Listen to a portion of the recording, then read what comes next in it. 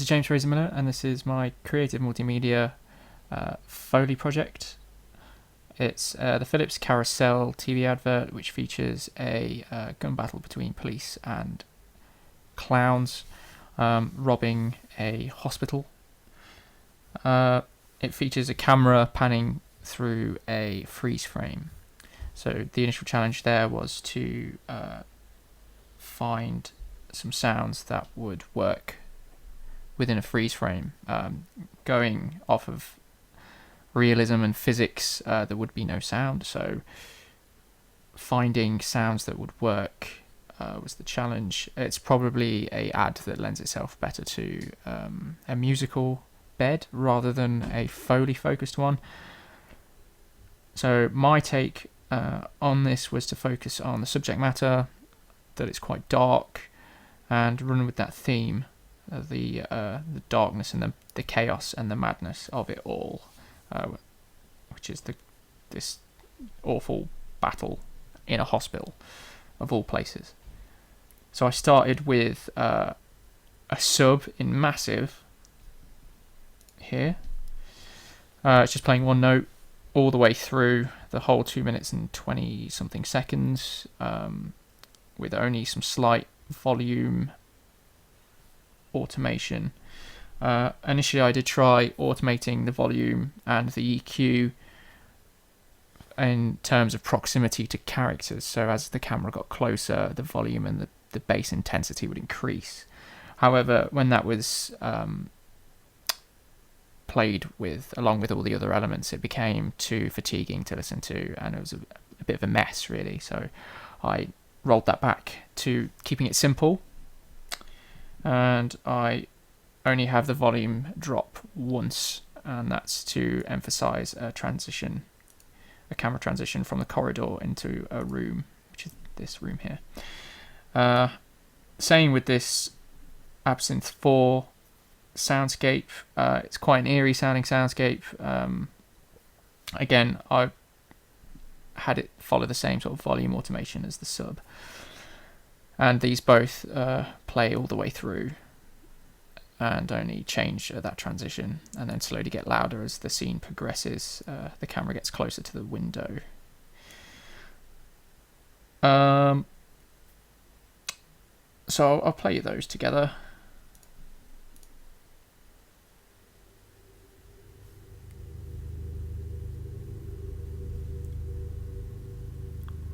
So that's the sub there.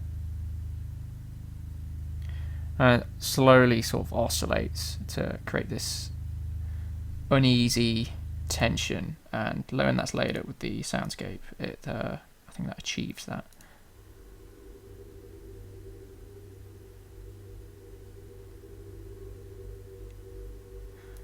Sort of lingers on that one sort of note, and it needs a resolve, but it's not getting it, and it's just sort of just tense.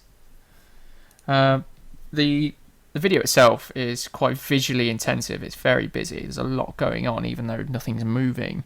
I wanted the Foley soundscape effects just to go back to something quite simple, not a lot going on, because it's quite easy to fall into the trap of doing a sound for everything you see, and it also being quite literal and quite cliched, and again, adding more and more sounds makes the soundtrack busy as well, and it can be quite overwhelming. And I think with doing that, you miss the opportunity to draw the audience to certain events that are happening on screen. I mean, you can have the event sounds synced up quite nicely, but if there's all these other sounds going on at the same time, that while they might have excellent panning and EQ automation, the listener's gonna miss the main event of that scene. So with the start here, I think the things that I wanted the audience to see, to be looking at, is the explosion here, and as the camera pans by, the appearance of our first clown, which is as the camera pans around this car here. So I just wanted to keep it quite simple, really. I've gone past it. There he is. Being pulled out of that car. There. So yeah, I just wanted to keep it simple and not have a sound for everything, and try and stay away from things that are too literal, because it is a freeze frame. And they're lucky they're getting sound at all. So the next thing I wanted to move on to was, again, thinking quite outside the box, not being literal with the sound. I wanted a speech to play over the top of the whole thing. And I wanted to, again, focus on the subject matter, the fact that it's a heist, people are stealing money, money is the root of all evil, and that's the fault of capitalism and the society that we've created for ourselves. So I thought, what would be a good speech? So initially on my mind was a speech made, well, not really a speech, but a quote by Woodrow Wilson, one of the former presidents of the United States. He said, lamenting the fact that he signed in the Federal Reserve and therefore has ruined his country. A great industrial nation is now enslaved by a system of credit. I thought that was quite poignant and on the nose with the political message behind what we're seeing, that money drives men mad, and with the video is proof of that. These men driven to burgle a hospital. Unfortunately, I couldn't find that, so I instead chose a speech by Noam Chomsky. Well, not really a speech, more of a talk about the evil of capitalism and can civilization actually survive capitalism. I thought it worked quite well, and the bit that I selected was at the start of the speech, and it ends on the current global financial crisis. I thought that was quite fitting.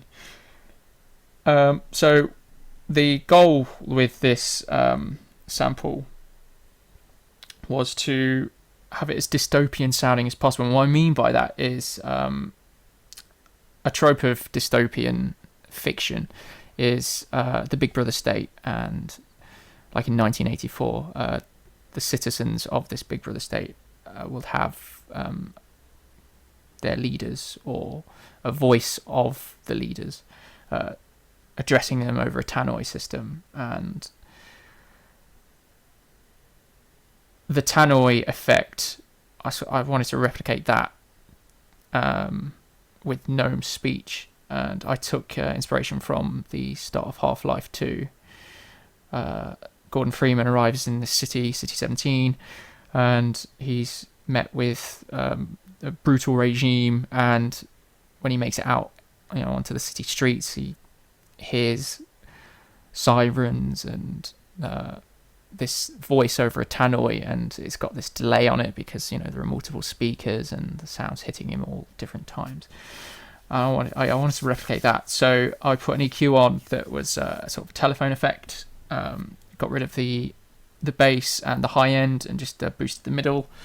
I also put a stereo delay on initially, and I found that it got too busy for his speech, so I selected a mono delay instead. It improved it slightly, but again, Noam speaks quite quickly, so the delay, it builds up and gets quite busy. And again, a de-esser just to get rid of the sibilance, as Noam is quite sibilant. Other effects that I tried out, I wanted to introduce some noise and distortion to show a degraded tannoy system. So initially I chose a bit crusher, and I thought that introduced too much noise and Noam became unintelligible.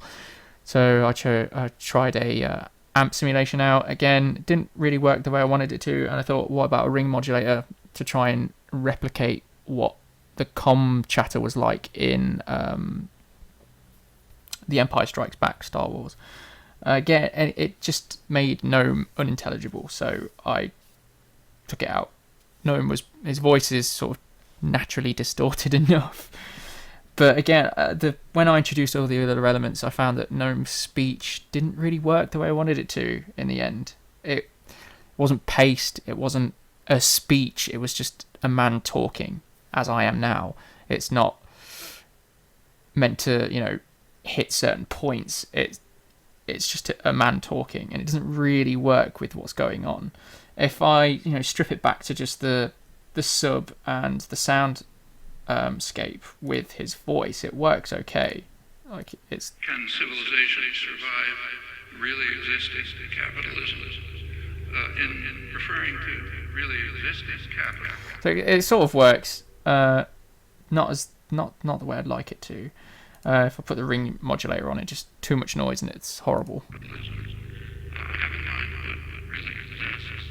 So I have no idea what he's saying there. It's a shame because it's a good effect. And again, it's a good idea, but in practice it just didn't work, so I took it out and just left the other elements in there. Again, when the CB radio effect or sample that I used came in, it was just so busy, especially with that speech. It just didn't work at all. So moving on, I got a sample of an air raid siren. Again, all my samples, I've worldized them and cleaned them up in Audacity to get rid of the mic hiss from re-recording it. All of them, and most of them, apart from the sub, I've put through a 2-second plate reverb just to give a bit of distance, sort of a sonically pleasing quality to hear. Otherwise it's too dry and it's like, right in your ear. It's fatiguing, really. So again, the air raid siren, I found this nice long sample of one. However, it's what I wanted to just play through the whole piece, and the sample wasn't long enough, so I had to cut it and loop it, and then crossfade it in. One thing I did do with the air raid siren that I then replicated throughout most of the samples that play on the piece was the automated EQ. As we make the camera makes a transition inside the building, the EQ changes to a low pass filter to emulate what would happen in real life. If you were to go inside while listening to a sound outside, you'd get all the low end and not a lot else. So that's that. I'll play that. That's from the transition. Let me turn these off.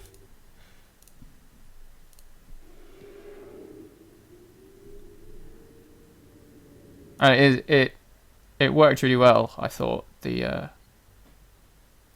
low pass filter. So I wanted to emulate that on the rest of the samples, like the CB radio and some of the other samples that don't make a transition, but they take place inside the building. And I thought, well, it's sort of drawing attention to the fact it's very claustrophobic. It's unpleasant because there's a lot of people, it's chaos, so there's a lot of violence happening. And it's like putting your head under some water and you're hearing the noise of what's going on around you, but it's all muffled. And adding that element of claustrophobia on top of the air raid siren's chaos. I chose an air raid siren because it instills fear back from the war. That the German bombers are coming, and you don't know if you can get a bomb on your house tonight. You just don't know. So it's a warning, but it's also quite a scary one. It instills a lot of fear, and then the sub and the soundscape to handle the uneasy tension. So we've got these three layers of awfulness. Basically, you've got the uneasy tension of the sound, the bed, and the chaos of the alarm, and then the claustrophobia of the EQ, all coming together to form this horrible sonic environment that you wouldn't want to be in. So that's all of that sort of that takes the bed, basically. That's the bed of it, and then there's some syncing that I've done, sync points, and they're with the police and the clowns. I wanted to sort of draw attention to them because they're the focus of the entire piece, this battle. So for the police, I wanted to give them an audio motif, which is the CB radio, which you'd hear if you're sitting in a police car or something of the sort. And the clowns, I did a multiple different sounds for them, which were a few clown laughs, a horn, and a Jack in the Box. The police CB radio works quite well because it's a different sample each time, whereas I don't want to use the same clown laugh over and over again because I think it gets quite tired. And again, with the clown horn, it's just once was enough. I didn't want to hear it again. So I have to be quite careful with what sample I chose. I don't want it to become tired too quickly. With the CB radio, again, it did the same transition effect with the EQ, with the low pass filter coming in when we go inside. And the panning represents where the police are on the screen at any given time.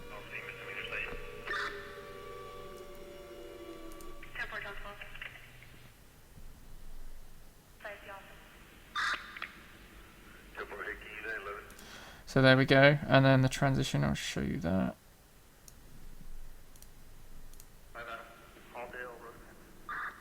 It's quite a subtle one, really, that transition, but it's emphasised by the fact that the siren also makes that change. And then for the clown laughs, I'll start with this one right at the end. This is the big one that reveals to us, the audience, that the police officer we see at the start is actually one of the bank robbers. And so I wanted a sort of a sinister laugh as the mask was revealed.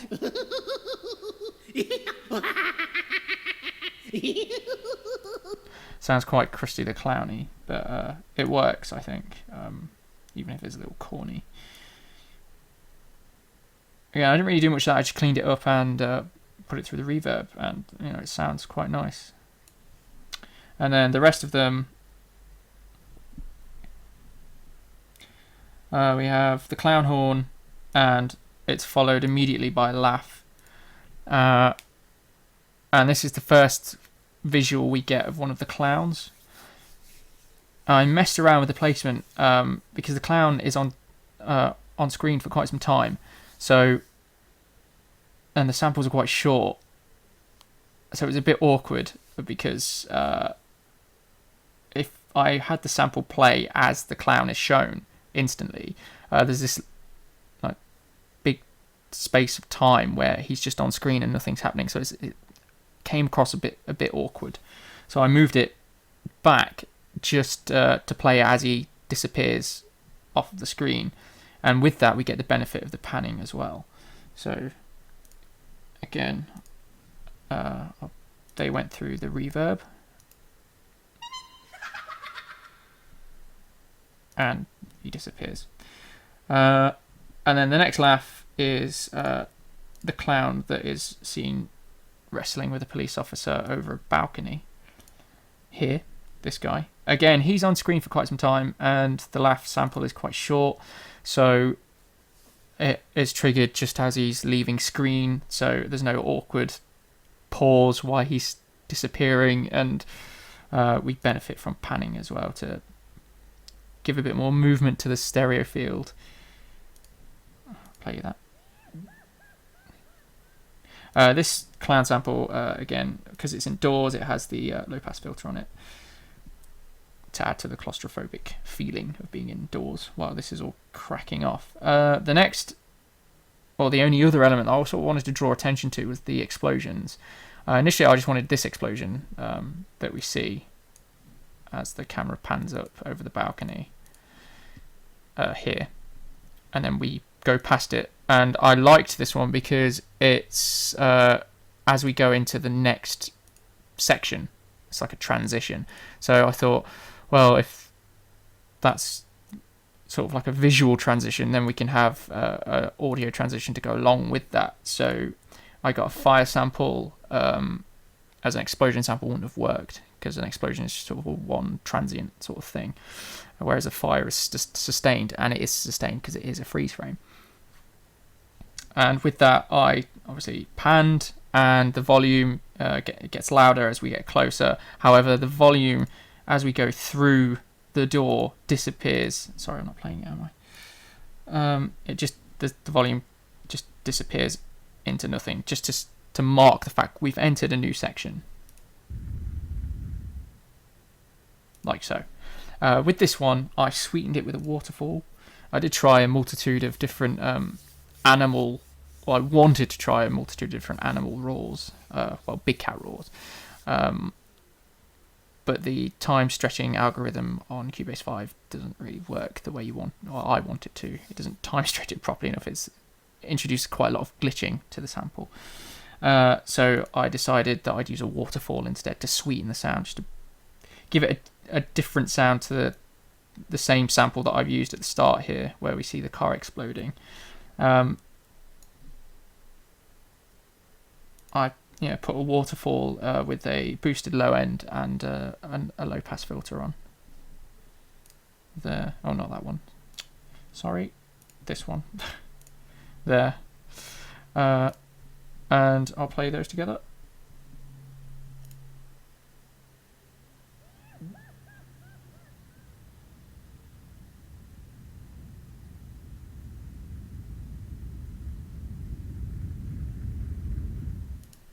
There we go.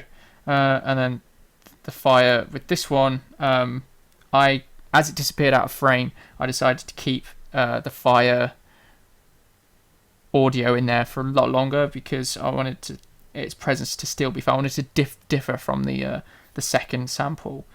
Because that one, as soon as it disappears out of shot, the sound disappears. However, this one disappears out of shot, but the sound does not. So here it's not in shot, but you can still hear it, which is obviously a bit more realistic. Again, you'd still hear it even as we were going into the building, so that would be more realistic. And then the last things I did was the Jack in the Box. As we go from the fire into the corridor, it's triggered as this clown comes into shot. And it's quite creepy. It works well with the clowns. And again, it's got the low pass filter on it. However, it's down to about 800 hertz that I took it down to, because taking too much out of it really ruined the sound of it. And 800. So you can still hear the detail of the sound, the melody. However, it's still a bit muffled, just to add to the claustrophobia again of being indoors. So from this point onwards in the video, there were about 3 more clowns on screen, and I chose the Jack in the Box because it did fit really well with this part. To my surprise, I was, that works quite well. And I didn't want to use clown laughs and horns again, because again it'd get quite tight, because there's a clown after clown after clown in this bit here. It just become unbearable, and it's like, yeah, we get it, there's clowns. So this part I think works quite well with the Jack in the Box.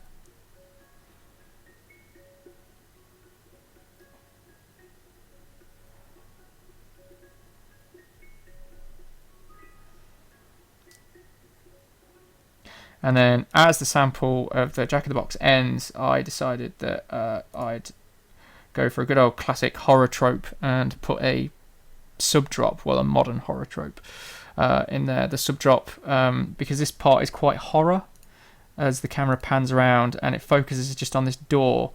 It's sort of saying there's horror awaits you beyond this door, this threshold. And then it goes into that room there, where we discover that a police officer's had his uniform stolen. And that's about it, really. Again, the sub-drop goes through the reverb, as does the Jack in the Box. And yeah, that's it. Thanks for watching.